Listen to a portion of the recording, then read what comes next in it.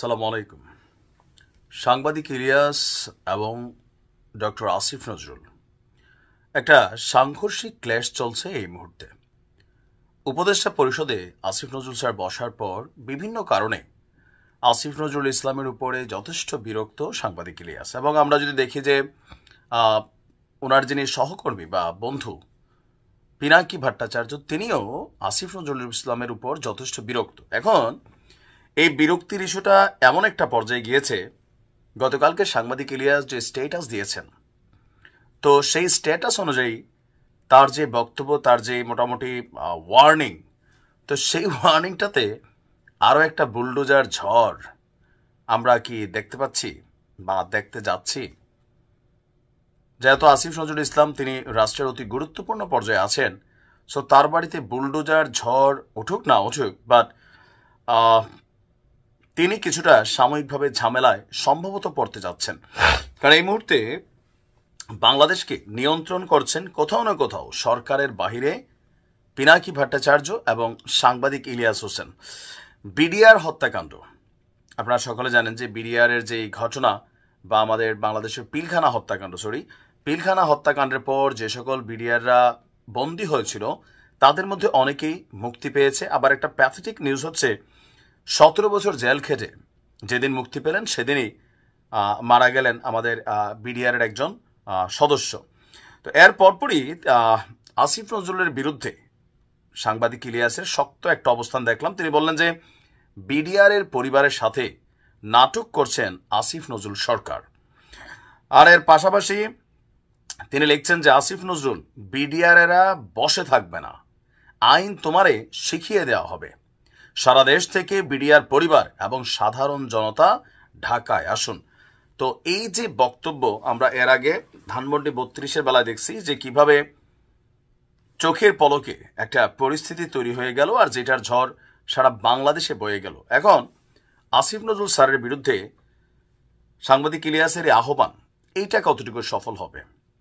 বাংলাদেশে গেল 6 মাসে কিছু জিনিস সফল, সেটা হচ্ছে ধরেন আওয়ামী লীগের বিরুদ্ধে বা শেখ হাসিনা বা তার পরিবারের বিরুদ্ধে অথবা আওয়ামী লীগের এমপি মন্ত্রীদের বিরুদ্ধে যখন কোনো সিদ্ধান্ত আসে তখন আমরা ছাত্র জনতা রাজনৈতিক দল সকলের একটা কি বলা হয় এটারে, যে বন্ডিং বা কানেক্টিভিটি, বিচ্ছিন্ন থাকা দলগুলা চুম্বকের মতন একত্রিত হয়, দেন একটা ঘটনা ঘটে যাচ্ছে। বাট এর বাহিরে যে ঘটনাগুলো, সেইখানেও সাংবাদিক ইলিয়াস, পিনাকি ভট্টাচার্য তাদের ব্যর্থতার গল্পটাও কিন্তু একটা বড় ধরনের। বিশেষ করে উপদেষ্টা ফারুকীকে পদত্যাগের জন্য যে আহ্বান জানানো হয়েছিল, প্রথম আলো, ডেইলি স্টার ইস্যুতে তাদের যে অবস্থান ছিল, এর পাশাপাশি আরো বিভিন্ন ইস্যুতে তারা কিন্তু বড় কোনো ঘটনা ঘটাইতে পারে নাই, যেটা আওয়ামী লীগের বেলা হয়। এখন আওয়ামী লীগের ইস্যুতে বরাবরই বলি যে এই মুহূর্তে সারা বাংলাদেশের জনগণ আওয়ামী লীগের সমর্থকের বাহিরে যারাই আছেন, আওয়ামী লীগের ইস্যুতে সবাই একজোট হয়। এটা একটা প্রধান কারণ সবার মনে একটা ভয় কাজ করে, এই আওয়ামী লীগ ফিরে আসলে এদের প্রত্যেকেই ক্ষতিগ্রস্ত হবে। এই জিনিসটার কারণে তারা সবাই একত্রিত হয়েছে। বাট এর বাহিরে যে ইস্যুগুলো আছে সেখানে কিন্তু খুব বড় ধরনের সফলতা আমরা কোথাও দেখতে পাইনি। বরঞ্চ প্রথম আলোর অফিসের সামনে থেকে জিয়াফত অনুষ্ঠানে সেনাবাহিনী সবাইকে সেখান থেকে বিতাড়িত করেছে। বিভিন্ন জায়গায় যে ঘটনাগুলো ঘটেছে পাল্টা রিয়েকশনও হয়েছে। এছাড়া আপনি যদি দেখেন যে গেল কয়েকদিন যাবৎ যে ঘটনাগুলো, এগুলো নিয়ে সরকার শক্তভাবে কিন্তু অবস্থান নিতে যাচ্ছে। ডেভিল হান্ট শুরু হয়েছে, মব জাস্টিস, রাস্তায় এসে যে কোনো কিছু ঘটাই দেওয়া করার ব্যাপারে মাস্টারমাইন্ড মাহফুজ শক্ত হাতে দমন করার হুঁশিয়ারি দিয়েছেন। ডক্টর ইউনূসের সরকারও শক্ত হাতে দমন করার ঘোষণা দিয়েছেন। এর মাঝখানে সাংবাদিক ইলিয়াসের বিভিন্ন স্ট্যাটাসের পরেও মনির হায়দার নামক একজন সাংবাদিককে ডক্টর ইউনূসের সহকারী হিসাবে নিয়োগ দেওয়া হয়েছে।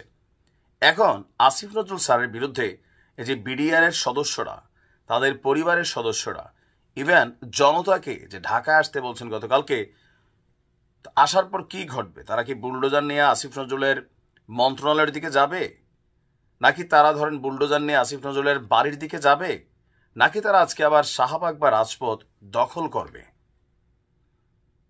এছাড়াও আসিফ নজরুলের শাশুড়ি মেহের আফরোজ শাওনকে নিয়েও সাংবাদিক ইলিয়াস একটা ভিডিও বানিয়েছেন, নিশ্চয়ই আপনারা দেখেছেন।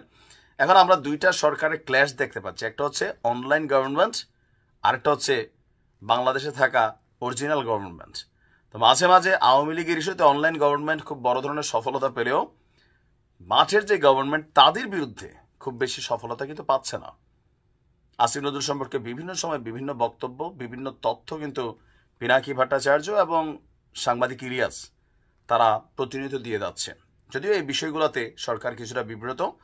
তা আপনার কি মনে হয় যে আজকে আসলে কি ঘটতে যাচ্ছে? যেই জনতা রাস্তায় নামবে তাদের কি সেনাবাহিনী মোকাবেলা করবে, নাকি আমরা 32-এর মতন আরো একটা ঘটনা আসিফ নজরুলের সাথে দেখতে পাবো? আমার ধারণা কিছুই হবে না। এটা সমাবেশ হতে পারে, কারণ গত 6 মাসের ডেটাবেস বলছে আওয়ামী লীগের ইস্যু ছাড়া এই বৈষম্যবিরোধী ছাত্র আন্দোলন, জাতীয় নাগরিক কমিটির সাথে সম্মিলিত কোনো প্রোগ্রাম বা বিশাল একটা আয়োজন, বড় ধরনের একটা জমায়েত, আলাদা কোনো কাজে কিন্তু মানে এখানে করতে পারে নাই।